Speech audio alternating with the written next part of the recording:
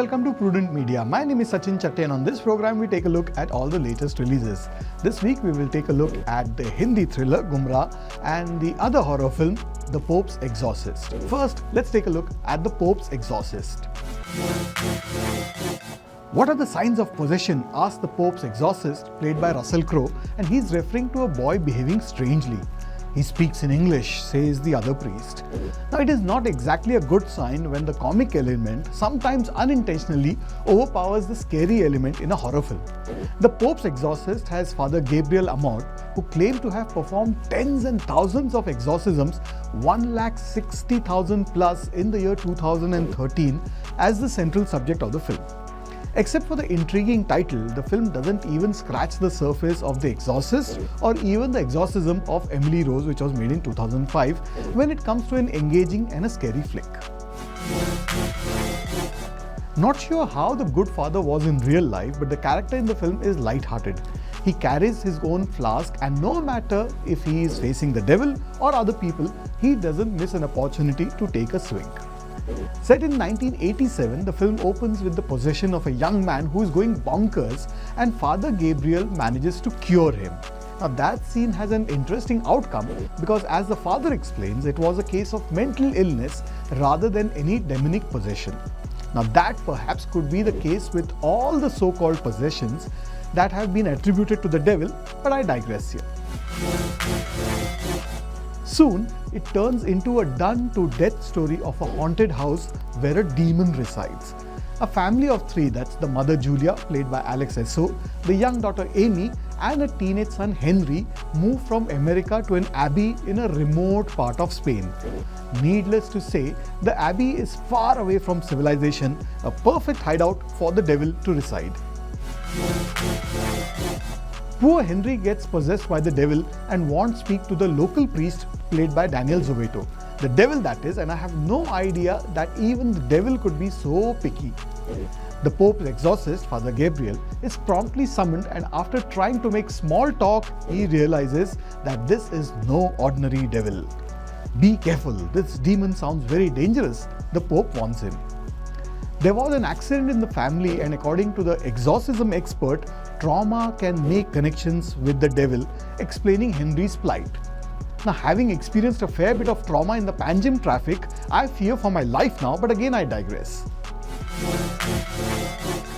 The demon goes by the name of Asmodeus, who even took on the exorcism experts from the past centuries.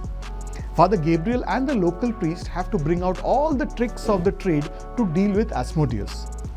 Prayer has more power in Latin, we are told, and Father Gabriel even hands out a very powerful holy fire insurance to his junior, and together they manage to defeat the demon. Russell Crowe seems to be having fun playing his character, especially when he's not so serious, while good old Franco Nero is seen as the Pope. Towards the end of the film, we are told that there are 199 other places where God is not welcome and the demon might be residing. Thankfully, the disclaimer at the beginning of the film also calls it a work of fiction, and the resemblance to actual persons, living or dead, or actual events is purely coincidental. I'm going to go with 2 out of 5 stars for The Pope's Exorcist. And now let's take a look at Gumraah. The spate of remakes of films from the South continues. Last week it was Bhola, and this week's Gumraah is a remake of the Tamil thriller Thadam, which was made in 2019.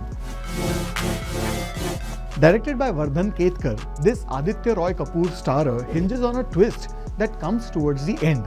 But with some basic sense of deduction, you know what the twist possibly could be.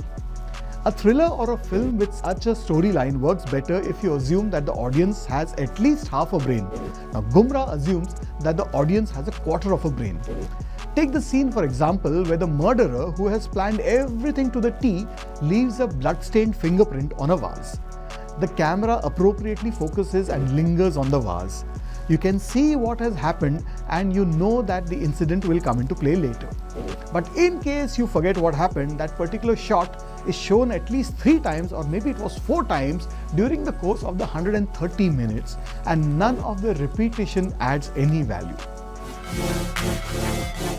Then there are those lengthy and pointless flashbacks giving the backstory. what can be said in 2 shots is explained in 20. The same applies to the romance as well. Now the film opens with a brutal murder of a guy.